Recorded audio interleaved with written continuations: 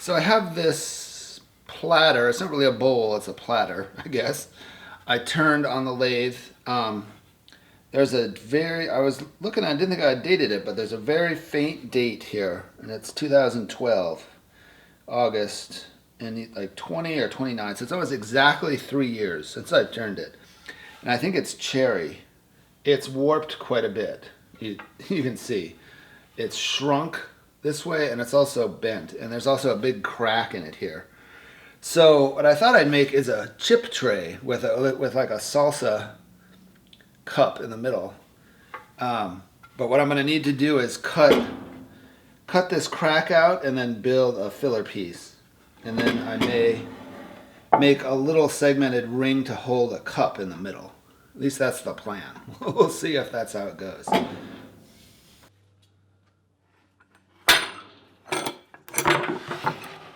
The first thing to do is to cut the tray in half. And my sled for doing this will work. I found I needed to put a bunch of shims in different places on the tray to get it to sit steady on the sled, because it doesn't have a flat face to rest on. Once I made the first cut, I then had to cut out the thickness of the crack in the tray, which is what that piece is. I can then sand the two cut faces of the tray so that they'll fit with the new piece that I'll build to fill up that space. Once I had the two pieces ready, I found that my insert piece wasn't going to be as wide as I really wanted it. So what I decided to do is to cut out a little more of the tray. And then that would let my piece that I was going to build be a little bit wider and be a little bit more of the surface at the bottom of the tray. So I picked out some wood. I have some cherry I cut a few years ago from a local tree. I looked at some of my maple, but what I ended up going with was some maple from a tree that I'd gotten some wood out of locally a few years ago as well. And it's a little darker and a little rougher than the commercial maple that I have. So I got those pieces ready, and I cut them into the strips that I needed, and planed. And I ripped the pieces to a final width. So the blade I had in there is sort of a combination blade, but it's what I used to do a lot of ripping with on that saw. So I changed to the cross-cutting blade. I'll use this with the sled. So I set up a 30-degree angle on the sled. I want to cut out triangles and make a triangular pattern to sort of be an abstraction of a tortilla chip.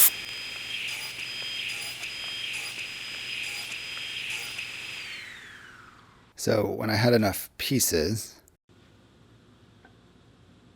I could then glue all those together. And with the gluing, it's fairly straightforward because you're basically making a stack. So I can clamp them at the ends, but what happens is it starts to push out from the sides. So I clamped 2 aluminum channels to the sides of the piece to sort of hold it together while the clamp put pressure on the 2 ends. And this worked.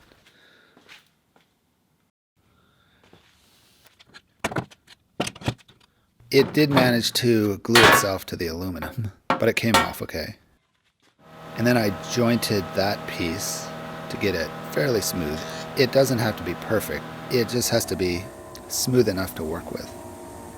I then sliced out each triangle on the strip, then glued them at 90 degrees to each other, which made the triangular pattern that I wanted. This was easy to clamp because the glue joints are 90 degrees to the clamp.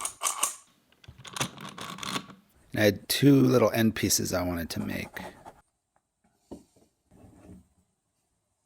Then I wanted to cut a 45-degree miter on the end of that patterned piece so that I could make the 2 sides that will turn up to make the sides on the tray.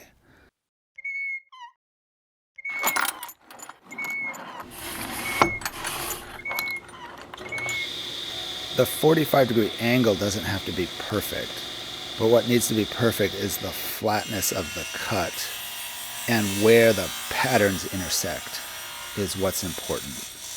Whether it's 43 degrees or 47 degrees doesn't really matter that much. The cuts weren't coming out to where the joint was perfect, so I sanded the cut faces, and this made the joints sit perfectly flat. So I could then glue this together. This was a little bit of the same problem as the first clamp up, was that I couldn't press against the glue joint. So I have a bar clamp holding the whole piece together, and then two shorter clamps holding the joints together. And I can sand that piece a little bit smoother. Now the pieces of the tray actually still have the bow from the wood in them. And looking at it, it was looking like I was going to need to take up a little bit more of an angle with the centerpiece so that the tray would sit flat and sort of bring the wings of the tray back into plane with the center of the tray. Once that was ready, I could glue the three pieces together. With the angled piece in the center, the band clamp actually held the three pieces flat, so it felt correct to do it the way I had done it. Then to start on the lathe, it was a little bit too big for my big jaws for the lathe. So what I realized I could do is put the little rubber bumpers on the inside of the rim of the tray and then open the chuck up to hold the tray in place. The first thing to do was to make a tenon on the bottom to go into the smaller chuck jaws, which will hold the piece a lot better. Once I did that, I could switch chucks.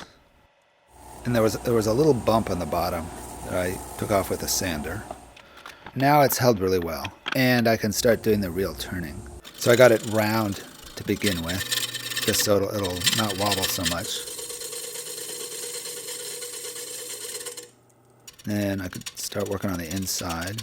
And the main thing to do now is to get a flat surface in the center, because I'd like to glue a ring into the center to hold a bowl at the center of the tray. To make that ring, I took a similar stick of triangles that I had made, and instead of cutting them perpendicular to the pattern, I cut them at a 30-degree angle, which then gave me pieces that I could make a ring of 6 pieces. Now I sort of screwed this up at this point, and I made the ring before I had the bowl that I was going to use for the center. So I sort of made the ring smaller than I really think I should have.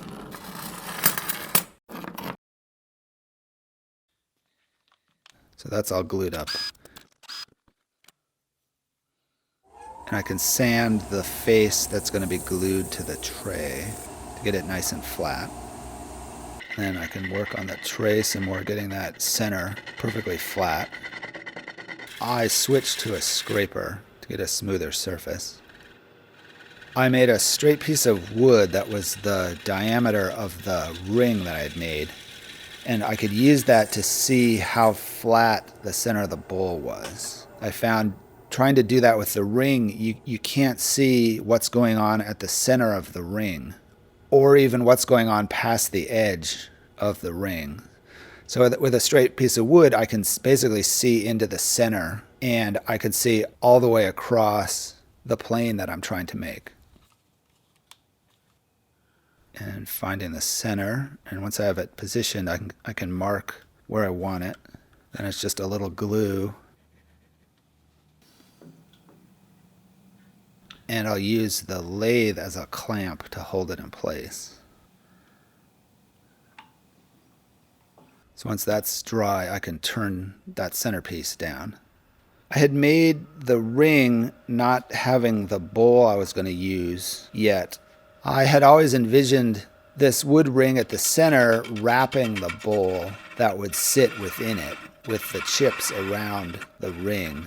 But because I'd made the ring a little too small, it ended up where the ring is sort of a base for the bowl, and it holds the bowl up over the chips. which I don't think is better or worse. It does give more room for the chips, which is sort of nice. But it makes the ring more like a little base for the bowl. I had envisioned the bowl sitting down in that ring more. A little sanding.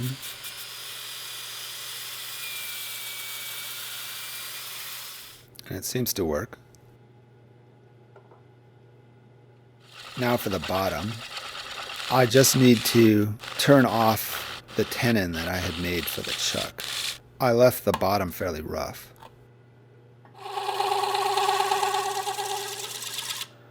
And it's done.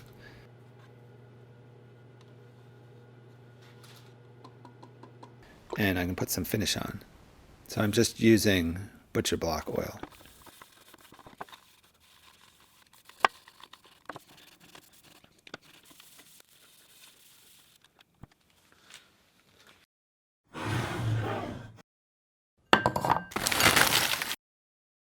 And there it is. And it seems to work pretty well.